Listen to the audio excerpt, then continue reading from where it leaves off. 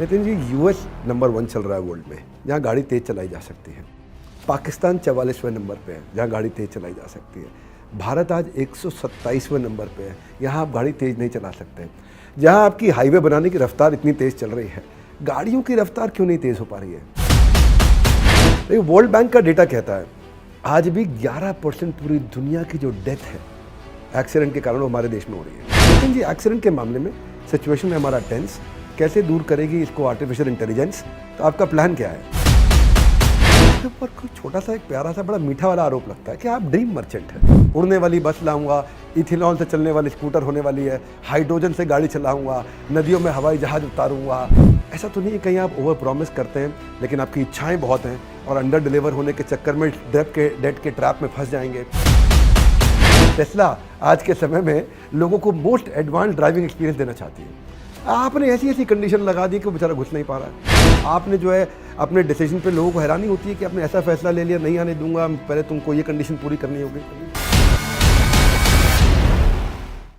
नमस्कार, मैं Vivek Bindra, founder and CEO बड़ा बिजनेस। द बड़ा भारत शो में आज आपका फिर से स्वागत है। Tribute to India's global brand ambassador, ऐसे लोग जो भारत को बड़ा भारत बनाते हैं, उन्हीं की कहानियां हर बुधवार हम आप तक पहुंचाते हैं। और आज के जो हमारे मेहमान हैं, भारत निर्माण में इनका बड़ा योगदान है। गांव को शहरों से जोड़कर सपनों को रास्ता दिखाया है। अपनी हिम्मत से इन्होंने हौसलों का हाईवे बनाया है।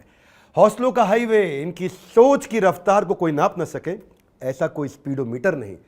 सफर से सफरिंग, जब सफर पर निकलते हो उसमें सफरिंग होती है, सफर से सफरिंग हटाने वाले हम सफर हैं। ये केवल एक लीडर नहीं, मिलने जा रहे हैं आज आपके से a visionary revolutionary. Please welcome honourable minister of road and transport highway Shri Nitin Gadkari ji.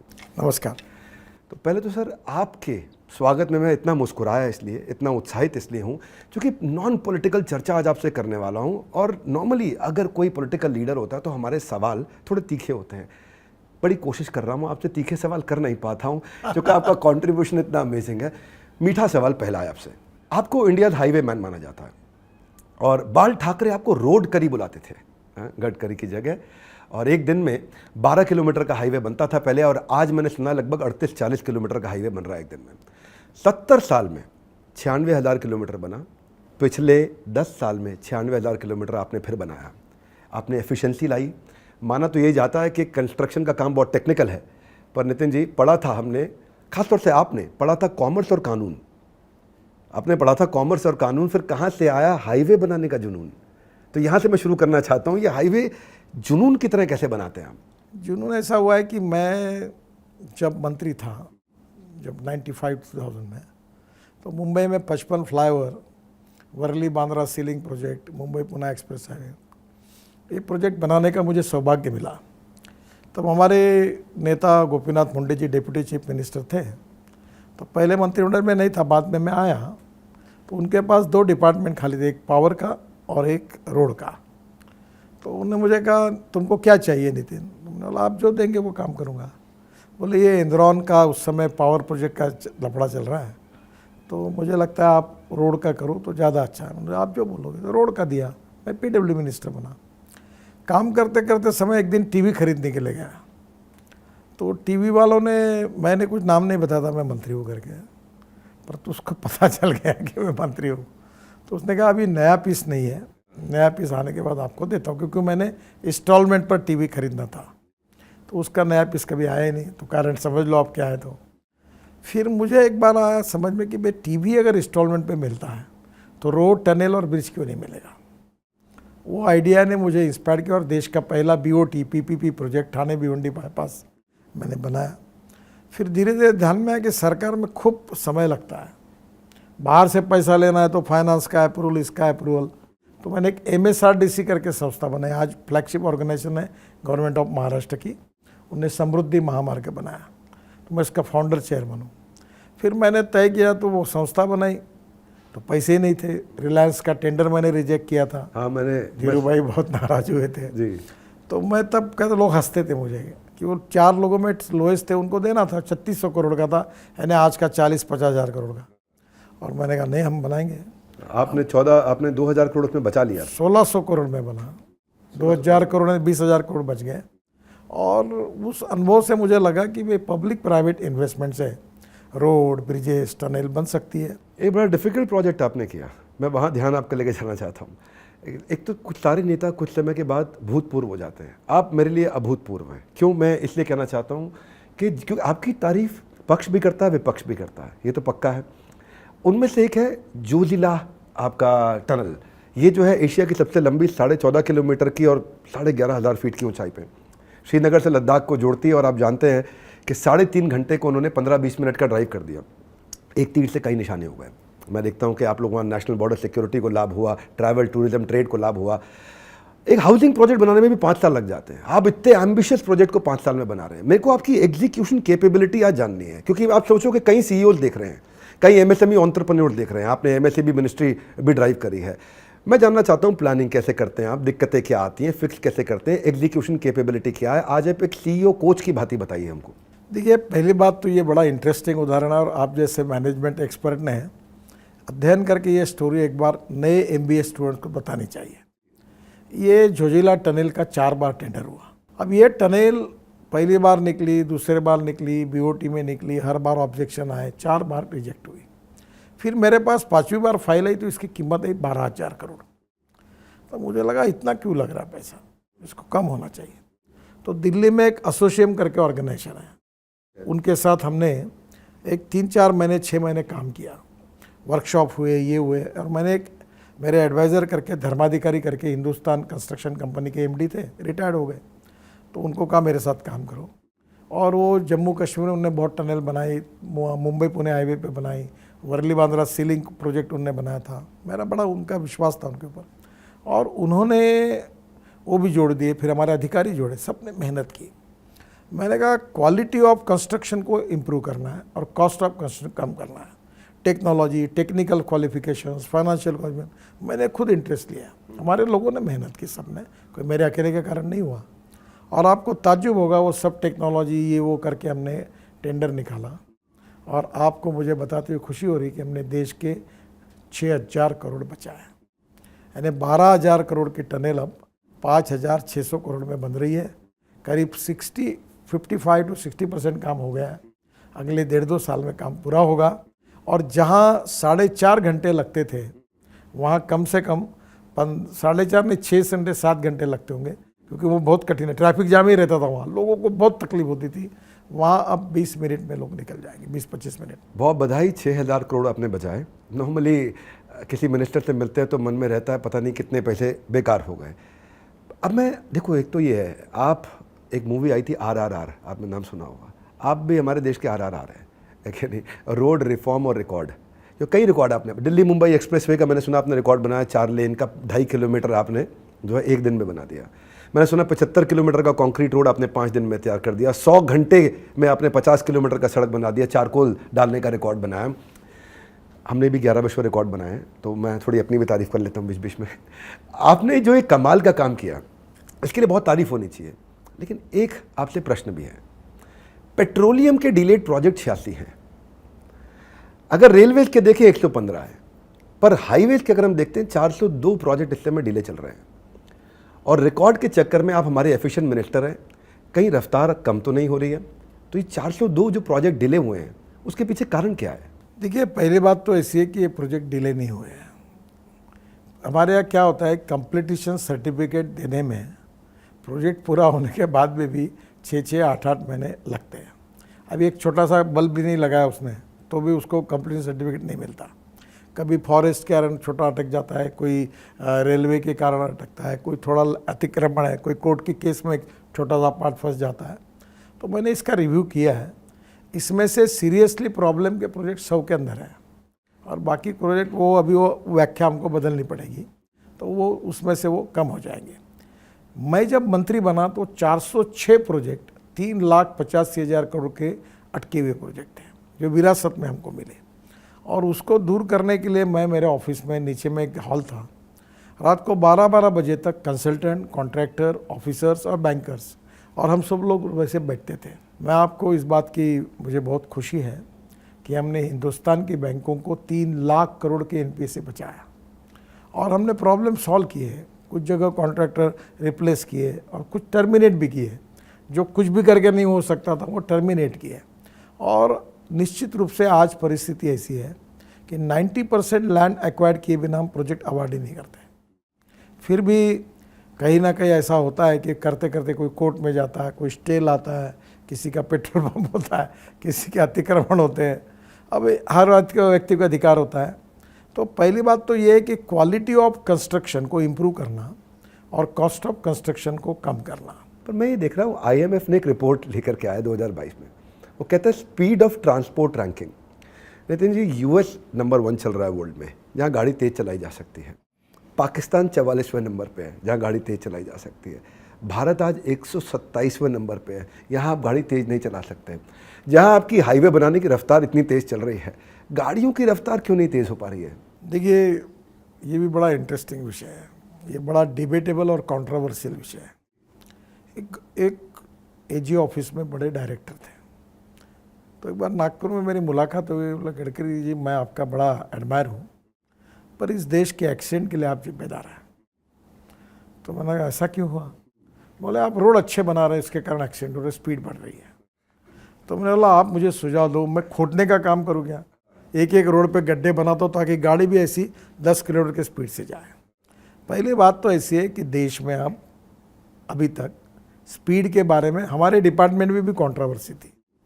Secretary एक कहते थे, मैं कहता था, DG दूसरा कहता था। अब हमने तय किया है, मैंने सब स्टेट ट्रांसपोर्ट वालों को बुलाया और उनकी मीटिंग बुलाई विज्ञान भवन में, और सब इस विषय पर चर्चा करके अब तय किया कि एक्सिस कंट्रोल 8 लेन 10 लेन रोड होगा दिल्ली मुंबई जैसा, उसकी स्पीड कितनी होनी चाहिए। तो अभी विचार है कि 140 तक स्पीड जा सकेगी। नहीं, इसमें मैंने एक बात भी सुनी है भैया आपकी, कहीं आपने बोला था पीछे, आपने कहा रोड बनाकर देखो, इंडिया को आपने एक नया रोड मैप दिया, खूब रोड बना रहे हैं हम। आपने ये भी कहा 2024 तक अमेरिका के बराबर रोड का इंफ्रास्ट्रक्चर होगा आपका। लेकिन वर्ल्ड बैंक का डेटा कहता है आज भी 11% पूरी दुनिया की जो डेथ है एक्सीडेंट के कारण, वो हमारे देश में हो रही है। खूब डेथ हो रही है। लेन ड्राइविंग लोग फॉलो नहीं कर रहे, ड्राइविंग लाइसेंस के प्रोसीजर को फॉलो नहीं करते, खूब रोड रेज करते हैं, झगड़ा करते हैं, एक्सीडेंट होता है आपस में। रेड लाइट जंप करना तो आम बात हो गया है। और अगर आ भी जाए कोई सिपाही, तो बड़े इनोवेटिव तरीके से एक छोटी सी किताब में डाल करके उसको कुछ प्रसाद दे दिया जाता है, जिसके बाद वो भी लौट जाता है। तो मैं ये जानना चाहता हूँ कि आप इसके जवाब में, आपने बोला मैं AI इंप्लीमेंट करने जा रहा हूँ, आर्टिफिशियल इंटेलिजेंस लेकर के आ रहा हूँ, 50% रोड एक्सीडेंट में 2024 तक खत्म कर दूंगा, 0% कर दूंगा 2030 तक। नितिन जी, एक्सीडेंट के मामले में सिचुएशन है हमारा टेंस, कैसे दूर करेगी इसको आर्टिफिशियल इंटेलिजेंस? तो आपका प्लान क्या है? देखिए, अभी हमने एक तो रोड सेफ्टी के बारे में नया रूल मोटर व्हीकल एक्ट लाया, फाइन्स बढ़ा लबे की है, 16 अच्छे डिसीजन ले। अभी लाइसेंस के लिए आपको जाना, परमिट भी अभी आपको घर में मिलेगा, सब इलेक्ट्रॉनिक टेक्नोलॉजी लाई, काफ़ी बदल किए, करप्शन कम करने की कोशिश की। कठिनाई है क्योंकि ये कॉन्करेंट लिस्ट में है, स्टेट गवर्नमेंट का भी सहयोग चाहिए। स्क्रैपिंग पॉलिसी लाई, गाड़ियों के रोड इंजीनियरिंग में काफ़ी सुधार किया। अभी 4 बाग थे तो 6 बाग के बारे में हम विचार, तो अनेक बातें ऐसी की कि जिससे हम लोगों की जान की रक्षा कैसे करें, और उसमें मॉडल भी बदल गए। अभी स्टार रेटिंग आ गया, बस की बॉडी बनते, देखो ऐसी घटिया बॉडी हमारे यहाँ कि एक्सीडेंट में लोग मरते हैं। अब मैंने 2 बार ये तुम्हारे पंजाब हरियाणा में हथौड़ा लिया और बस बॉडी बनना शुरू। अब वो 2 बार 3 बार मैंने भी गरीब है भाई, काम कर रहे हैं, उनको ये किया। अभी मैंने कहा नहीं, लोग मर रहे हैं। अब वर्ल्ड में जैसे बसें से वो बनेगी, ट्रक के ऊपर वो टारपोलिन का ये कवर करके बंद करके जाना पड़ेगा, पोल्यूशन का प्रॉब्लम है। तो धीरे धीरे बहुत सी बातें ऐसी है कि हम सुधार कर रहे हैं, कोशिश कर रहे, कुछ हुए भी, उसके बावजूद भी सच्चाई है कि हम बहुत ज़्यादा इसको रोक अभी सफल नहीं हो पाए। I love your honesty. दूसरी बात आपको एक बताता हूँ, अब रोड भी पूरे बने नहीं।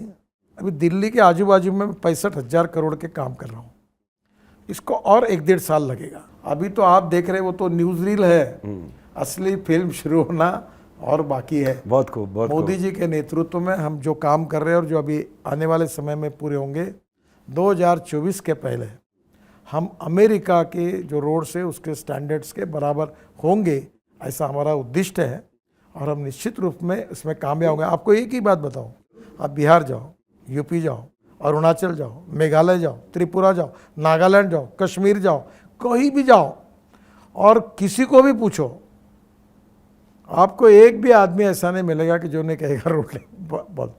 पर अब ये बंद रहे हैं, ये पूरे होंगे, और ये पूरे होने के बाद फिर इसका इम्पैक्ट मिलेगा।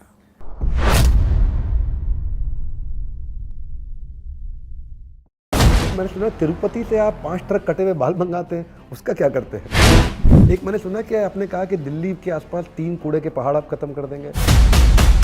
आपने तो एक बार अपने पत्नी के पिताजी का घर भी तोड़वा दिया था, तो जब वो तोड़वाया था तो क्या उस रात घर में खाना मिला था या स्ट्रीट फूड खाना पड़ा? क्या आगे चल के फ्यूचर में आप अपने देश के प्रधानमंत्री के रूप में अपने आप को देखते हैं?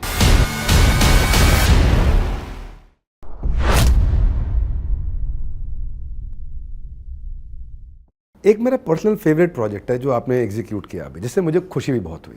मैं उसके बारे में थोड़ा जानना चाहता हूँ, उससे एग्जीक्यूशन टिप्स लेने हैं मुझे आपसे। कैप्चरिंग द इनकन्वीनियंस, बड़ी इनकन्वीनियंस उसको कैप्चर करो, उसको कन्वीनियंस में कन्वर्ट करो, ये प्रोडक्ट डेवलपमेंट का तरीका है। आपने मेट्रो नॉन मेट्रो में काम किया, लेकिन ई रिक्शा जो मुझे पर्सनली बहुत पसंद है, इन ह्यूमन प्रैक्टिस ख़त्म करी, ज़ीरो एमिशन हुआ, लो कॉस्ट ट्रांसपोर्टेशन सर्विस हो गया, एक लास्ट माइल कनेक्टिविटी बिल्ड हुआ और लोगों का समय बचा। अब 1 करोड़ में से 90% ई रिक्शा वाले मैंने सुना है कि ई रिक्शा पे मूव कर गए हैं। अभी भी 10% रह गए हैं जो पुराने वाली रिक्शा चला रहे हैं। अभी नहीं दिखते, कभी नहीं दिखते दिखते क्या आपको? कहीं दिल्ली नहीं दिखते, मैं 90% बोल रहा हूँ। एक आधे बार वो पुरानी दिल्ली में एक आधे बार दिखते होंगे। अच्छा, इतना ही नहीं, उसमें उनकी 300% रेवेन्यू ग्रोथ भी हुआ। पहले वो कम कमा रहे थे, अब ज़्यादा कमा रहे। तो लोहिया जी, उनके सपनों को आपने सच करके दिखाया। जब गरीब के हाथ में ई रिक्शा आया, ये जो रेवोल्यूशनरी कॉन्सेप्ट है, इसको कन्विक्शन और क्लैरिटी के साथ आपने एग्जीक्यूट किया, कंक्लूजन तक पहुंचाया। मैं आज सीईओज को एग्जीक्यूशन टिप देना चाहता हूं। मैं थोड़ा पॉलिटिकल आज चर्चा नहीं करूंगा, लोग मत सोचिए मैं बीजेपी की तारीफ कर रहा हूं, प्लीज़ आपको सबको बोल देता हूं। मेरे को एग्जीक्यूशन टिप्स लेने एक ऐसे मिनिस्टर से जिसने सड़क पर जा करके एग्जीक्यूशन ला के दिखाया है। तो मेरे को आप आज एंटरप्रेन्योर आपसे सीखना चाहे तो क्या सिखाएंगे? देखिए, पहली बात तो ऐसे कि ई रिक्शा की जो कीमत थी वो कम होनी चाहिए, तो मैंने अलाउ किया, उसका एक्ट बनाया। वो पहले तो ऑटो रिक्शा वाले, बाकी वाले इसका विरोध कर रहे थे। फिर ये ई रिक्शा बनाने की शुरुआत हुई तो एक्सेल बजाज का मिला, ये टायर के ये हीरो का बाजार में लोगों ने, होशियार तो है दिल्ली में माल बनाने में सब, तो उन्होंने क्या किया कि अलग अलग मटेरियल लाके वो बना दिया। तो कंपनियों ने ऑब्जेक्शंस लिए, सुप्रीम कोर्ट तक मामला चला, मेरे को स्टॉप कर दिया, स्टे दिया।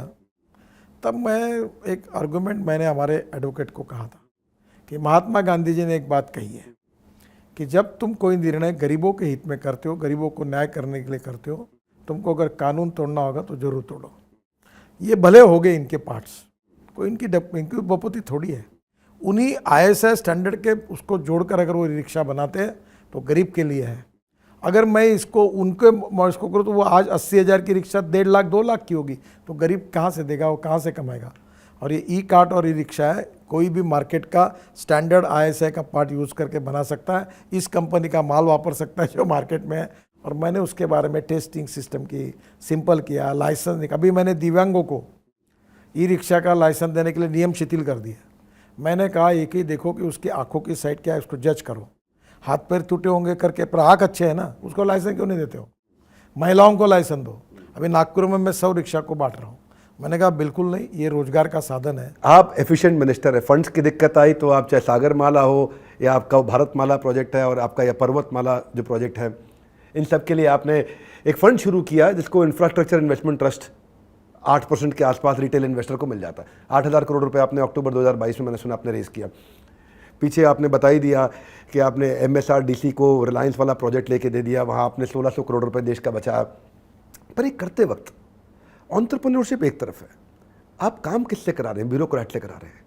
और ब्यूरोक्रेट के साथ काम करते वक्त प्रोसीजरल डिविएशन है, वॉचडॉग्स हैं, CAG है, CVC है, CBI है, सब सवाल करते हैं, सब काम रोकते हैं, सब ब्यूरोक्रेट रोकते हैं। बाबू लोगों से काम कैसे कराते हैं, उसका एफिशिएंसी का फॉर्मूला क्या है? और अगर आप कराते हैं तो क्या एग्जीक्यूशन आइडिया है? मैं ओपन दरबार भराता हूँ और सेक्रेटरी को बोलता हूँ आप भी आओ, ये प्रॉब्लम है, कैसे सोल्व करना। अधिकारी को पूछता हूँ, कॉन्ट्रैक्टर पूछता हूँ, बैंकर को पूछता हूँ। मैंने कोई निर्णय, मेरे कॉन्शियस ने जब कहा कि भाई ऐसा ऐसा ये मार्ग है, तो मैं बताता हूँ। फिर मैंने, हमारे एक सेक्रेटरी थे, हरियाणा के थे, कैडर के, मलिक साहब, युद्धवीर मलिक, बहुत अच्छे अधिकारी थे मेरे, उनके बहुत अच्छे फैमिली संबंध है। 1-2 बार वो भी डेयर डेविल थे, उन्होंने फाइल पर निर्णय कर लिया। तो मैंने उनको कहा कि मलिक साहब एक बात सुझाव देता हूँ, आपकी इंटीग्रिटी और ईमानदारी पर मैं विश्वास रखता हूँ। कोई ऑडिट निकालेगा, आपको ऑब्जेक्शन लेगा, आप पंचायत भराइए और सबके सामने मार्ग निकालिए, सॉल्यूशन निकालिए और मिनट्स रिकॉर्ड करिए, फिर करिए, ताकि कोई आरोप नहीं कर सकेगा। तो पहली बात तो एक है कि हमारे यहाँ हमने ट्रांसपेरेंसी से सब काम किया, हमारे नियत में कोई खराबी नहीं, कोई पैसे देगा और हमसे काम करवाएगा ये नहीं हुआ। कोई ऐसा किस्सा याद आ रहा है जब किसी ब्यूरोक्रेट के साथ आप अड़ गए हों, लड़ गए हों, बड़ा फंस गया और काम ही रुक गया हो? मैं नाराज़ भी होता हूँ। मैंने हमारी NHI की बिल्डिंग जब हुई थी तो उसको 100-150 करोड़ की बिल्डिंग 460 करोड़ में बनी और 1.25 साल के होने के बाद 4.5-5 साल लगे। तो मैंने एक भाषण दिया था, मुझे यूट्यूब पर खूब चला वर्ल्ड में, तो मैंने खूब कहा उनको। अभी एक जगह रोड साइड एमिनिटीज़ बनी, तो मैंने अधिकारी को कहा कि मुझे ऐसा लगता है कि इसके ऊपर मूतना चाहिए सामने और फ़ोटो निकाल के देना चाहिए, क्योंकि मेरे को इतना गुस्सा आ गया, क्योंकि डिज़ाइन ही गलत था। तो कभी कभी उसको सुधारो, ये अच्छा नहीं है। क्वालिटी, मुझे हर चीज़ अच्छी होनी चाहिए, क्वालिटी अच्छी होनी चाहिए। आपके ऊपर कोई छोटा सा एक प्यारा सा बड़ा मीठा वाला आरोप लगता है कि आप ड्रीम मर्चेंट हैं, ड्रीम मर्चेंट, आप सपनों के सौदागर हैं। आप हाई क्लेम करते हैं टेक्नोलॉजी पे, उड़ने वाली बस लाऊंगा, इथेनॉल से चलने वाली स्कूटर होने वाली है, हाइड्रोजन से गाड़ी चलाऊंगा, नदियों में हवाई जहाज उतारूंगा। एक TMC के सांसद ने आपको बड़ा जोर से बोला, ये सपनों का सौदागर जरूर से ज़्यादा प्रॉमिस करते हैं। National highway authority of India का आज डेट मैं देखता हूँ 14 गुना बढ़ गया है पिछले 8 सालों में, 2014 से लेके 2022 तक। ऐसा तो नहीं है कहीं आप ओवर प्रॉमिस करते हैं लेकिन आपकी इच्छाएं बहुत हैं और अंडर डिलीवर होने के चक्कर में डेट के ट्रैप में फंस जाएंगे? क्या लगता है? पहली बात तो ऐसी है जिसका मैं आपको जवाब, मैं सपनों का सौदागर नहीं हूँ। सपने दिखाने वाले नेता लोगों को अच्छे लगते हैं, दिखाए हुए सपने जो पूरे नहीं करता उस नेता की जनता पिटाई करती है, और जो दिखाए हुए सपनों को पूरा करता है जनता उसको साथ देती है। मैं झूठ बोलता नहीं हूँ, और मैंने उस समय पार्लियामेंट में जिसने पूछा था उसको भी जवाब दिया था। मैंने हवाई जहाज़ की बात की थी, हवाई जहाज़ लाया, मुंबई के समुद्र में मैं बैठकर एविएशन मंत्री के साथ उतरा, टेस्ट होगी, बाद में मोदी जी बैठे, चालू हुआ। अब वो देश में एक कंपनी 100 हवाई जहाज MPBS सी प्लेन खरीद रही है, जैसे मालदीव में उतरता है। हाँ, तो अभी वो आ रही। आपने जो दूसरी 2-3 बातें कही, अभी कुछ बातें इन प्रोसेस में हैं, तो जैसे आपको आप फिर से बताइए और क्या है तो मैं इसका जवाब दूंगा। नहीं, एक तो आप इथेनॉल से चलने वाले स्कूटर की आपको बात बता, कर रहे हैं। आप सुन लो, हाइड्रोजन से चलने वाली गाड़ी, हाइड्रोजन की गाड़ी मेरे पास है, रिकॉर्डिंग होने के बाद तुम बैठो और घूम के आओ, तुम आंखों से देख लोगे। तो आज हाइड्रोजन गाड़ी सामने है। इथेनॉल की फ्लेक्स इंजन की स्कूटर बजाज ने बनाई, TVS ने बनाई, हीरो ने बनाई, बाजार में है। उड़ने वाली बस की क्या कहानी? उड़ने वाली बस मैं बना रहा हूँ, वो ऐसी है कि 200 सीटर डबल डेकर बस और रोपवे हवा में ऐसी जाएगी एक जगह से दूसरी जगह। वो बेंगलोर के लिए उसके ऊपर अध्ययन कर रहे हैं, और अभी हम 1,25,000 करोड़ की 260 रोपवे, केबल कार, फेनिकुलर रेलवे देश में बना रहे हैं। बद्रीनाथ, केदारनाथ को बना रहे, सब जगह बना रहे। नहीं, और बद्रीनाथ, अनेक जगह का, केदारनाथ से मुझे याद आया, मैंने सुना तिरुपति से आप 5 ट्रक कटे हुए बाल मंगाते हैं, उसका क्या करते हैं? वो क्या है कि एम्यूनो एसिड बनाते हैं, और एम्यूनो एसिड ये प्लांट बूस्टर है। ये मेरा नहीं है, मुझे एक ने बताया, मैंने ट्रायल किया, अच्छा लगा। फिर मुझे लगा नागपुर बहुत बड़ा शहर है तो बाल तो मिल जाएंगे। 1 महीना भर ढूंढने के बाद 30 किलो मिले, सब हेयर कटिंग सैलून पार्लर में। तब लगा बाल बहुत हल्के होते हैं। फिर मैं तिरुपति से लाता हूँ, एम्यूनो एसिड बनाता हूँ, एम्यूनो एसिड बेस्ड माइक्रोन्यूट्रिएंट्स बनाता हूँ, और इतना प्लांट बूस्टर अच्छा है। अब एक बॉटल आपके यहाँ वापर के देखो, एकदम फ्लरिश होती है, वो बढ़ता है। अभी मैं ड्रोन से स्प्रेइंग कर रहा हूँ। मेरे यहाँ गन्ना 1 एकड़ में 85 टन हुआ, मेरी पत्नी खेती देखती है, और अभी स्प्रेइंग पूरा ड्रोन से हुआ। अभी 3,000 एकड़ मेरे शुगर फैक्ट्री के एरिया में ड्रोन से स्प्रेइंग हुआ। और अभी लिक्विड फर्टिलाइजर को लाकर, मैं इनोवेशन और रिसर्च को 2 चीज़ें अक्सर कहता हूँ, innovation, research, entrepreneurship, science, technology, research, skill, successful practices, we name it as knowledge, and conversion of knowledge into wealth is the future. तो फ्यूचरिस्टिक टेक्नोलॉजी को अपने पास होगी तो अपनी लो, दुनिया में होगी तो दुनिया से लाओ। और दूसरी बात मेरी फिलॉसफी है कि कोई व्यक्ति भी वेस्ट नहीं है और कोई मटेरियल भी वेस्ट नहीं, no one is waste. It is depending upon the appropriate technology, it is depending upon the appropriate vision of the leadership that you can convert waste into wealth. और मुझे विश्वास है, मैं 7 साल पहले नागपुर शहर का मैं सांसद हूँ, मैंने एक प्रपोजल लाया कि टॉयलेट का पानी साफ करके बेचेंगे। मुझे हंसने लगे लोग।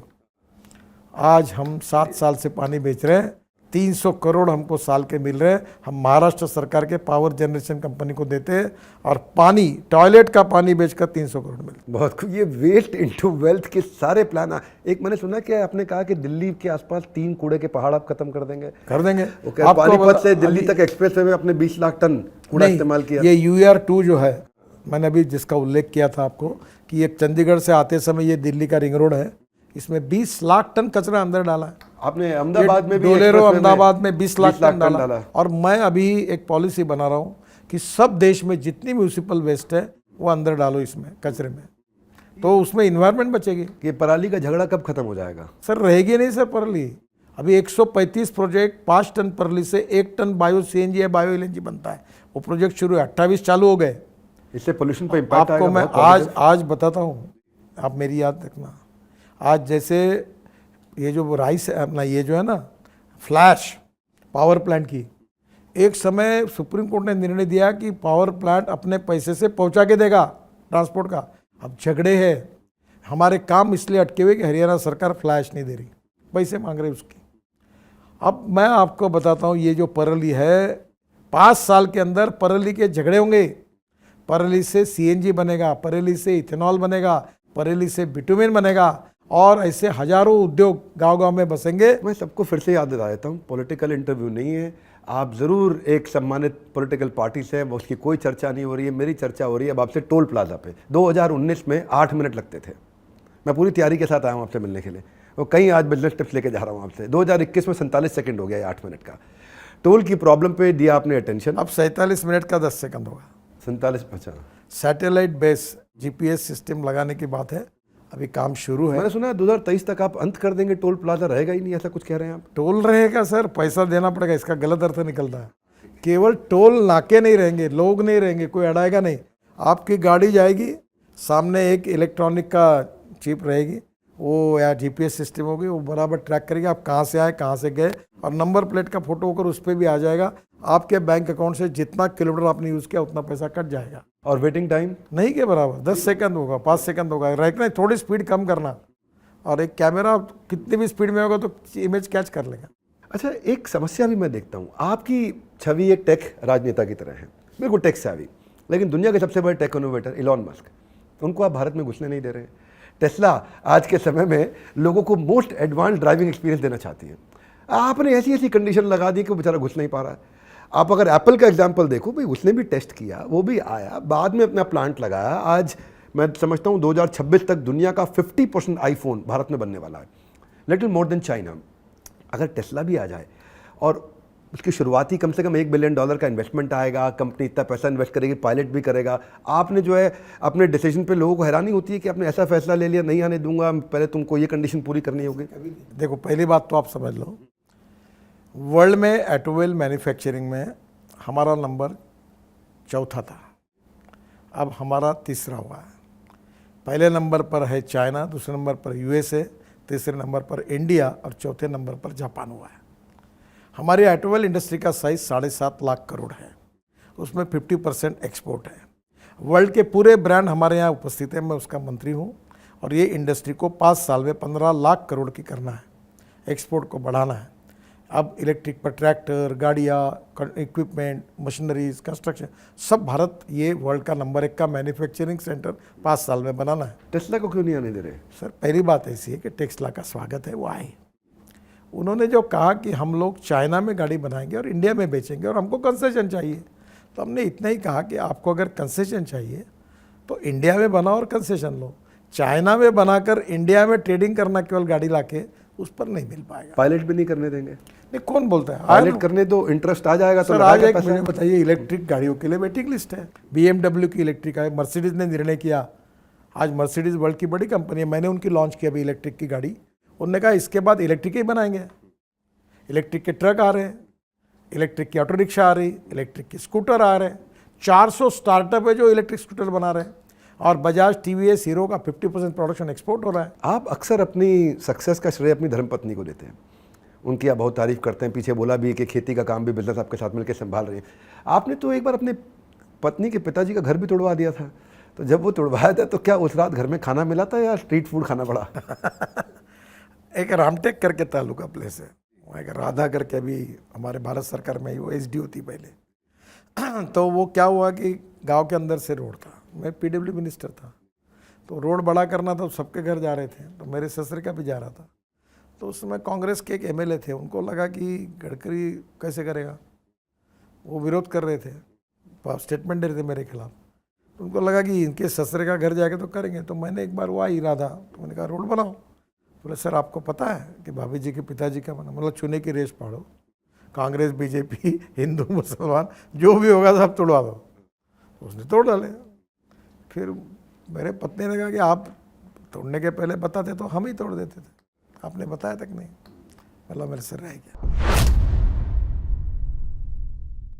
आपके बारे में कहा जाता है कि आप फूडी हैं, आपको स्ट्रीट फूड बहुत पसंद है। तो स्ट्रीट फूड कहाँ का ज़्यादा पसंद है, मुंबई या नागपुर?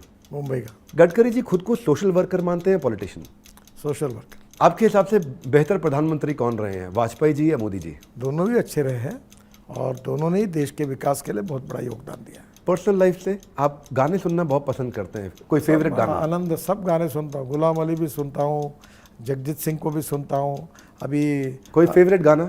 बहुत गाने, आशिकी के गाने सुन रहा था मैं। आपके हिसाब से एक सलाह जो आप राहुल गांधी जी को देना चाहेंगे? देखिए ना, वो मुझे सलाह मांग रहे और मांगे बिना सलाह देना अपने संस्कृति में नहीं है। कोई श्लोक या एक गोल्डन स्टेटमेंट जो आपको हमेशा बहुत प्रेरित करती है? मैं एक संघ में एक गीत सीखा था, मनसा सततम स्मरणीयम वचसा सततम वदनीयम लोकहितम मम करणीयम। मैं मन में यही स्मरण करता हूँ कि मैं समाज के शोषित, पीड़ित, दलित, असहाय लोगों की सेवा कैसे करूं। आप अपने आप को क्या कहलाना पसंद करेंगे, बीजेपी के वर्कर या आरएसएस के worker? RSS is a part of my life conviction. अगला प्रश्न, नितिन गडकरी जी का बीजेपी में बेस्ट फ्रेंड कौन है? सभी फ्रेंड है, मेरे कोई दुश्मनी नहीं है। आखिरी प्रश्न, क्या आप अपने आप को, जनता जानना चाहती है, जरूरी है, मुझे पता है आप इसका उत्तर क्या देंगे, पर फिर भी पूछ रहा हूँ, क्या आगे चल के फ्यूचर में आप अपने देश के प्रधानमंत्री के रूप में अपने आप को देखते हैं? बिल्कुल नहीं देखता। मेरी कोई एम्बिशन नहीं है। एक हिंदी पिक्चर में गाना था, मैं तो चला जिधर चले रास्ता।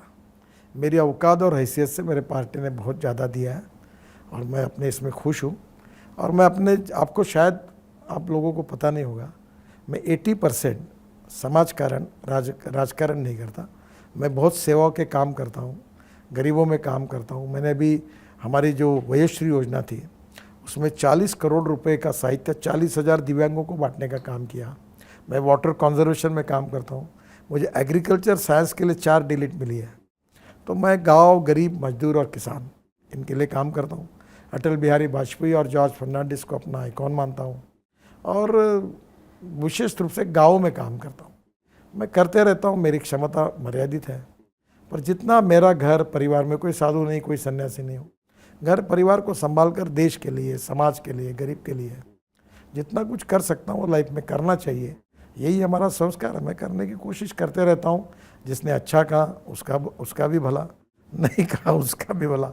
चलते रहो, करते रहो, यही बहुत से चलते रहो। Such a lovely experience it was, बस दिल से बोल रहा हूँ आपको। जैसे एक घर का बड़ा होता है ना, जो घर को जोड़ कर रखता है, सबको साथ लाता है, सबको पास लाता है, वैसे ही आपने इंफ्रास्ट्रक्चर बना के इस देश को घर के बड़े की तरह जोड़ा है। आपकी लीडरशिप में कई रास्तों को मंजिलें मिल गई। आशा करता हूँ कि भारत निर्माण का ये सफ़र और भी जल्दी अपने लक्ष्य तक और तेज़ प्रगति करे और पहुँचे। आपने सही मायने में भारत को बड़ा भारत बनाया। आपसे मिल करके ऐसा लगा नहीं कि एक पॉलिटिकल लीडर से मिला हूँ, इसीलिए बड़ी कन्विक्शन थी कि हम एक पॉलिटिकल लीडर से लेकिन बिजनेस एंटरप्रेन्योरशिप सीखने के लिए मिल रहे हैं। आज हमारे साथ जुड़े रहने के लिए नितिन जी आपका शुक्रिया। और आप सबके लिए listen, come on, right idea को राइट एग्जीक्यूशन तक कैसे लेके जाएं, अगर ये सीखना है तो इस वीडियो को दूसरों तक पहुँचाएँ। अपनी लर्निंग शेयर करिए इस वीडियो से, नीचे कमेंट बॉक्स में आकर के बताइए। अगले हफ्ते बड़ा भारत शो में आप किससे मिलने चाह रहे हैं, थोड़ा सा इंतजार, आ गया एक और बड़ा बुधवार। हमारे साथ जुड़े रहने के लिए, वर्ल्ड के नंबर 1 एंटरप्रेन्योरियल यूट्यूब चैनल को सब्सक्राइब करने के लिए, इस वीडियो को सब तक पहुंचाने के लिए आप सबका हृदय की गहराई से प्रेमपूर्वक बहुत बहुत धन्यवाद। नितिन जी आपका विशेष धन्यवाद। नमस्कार।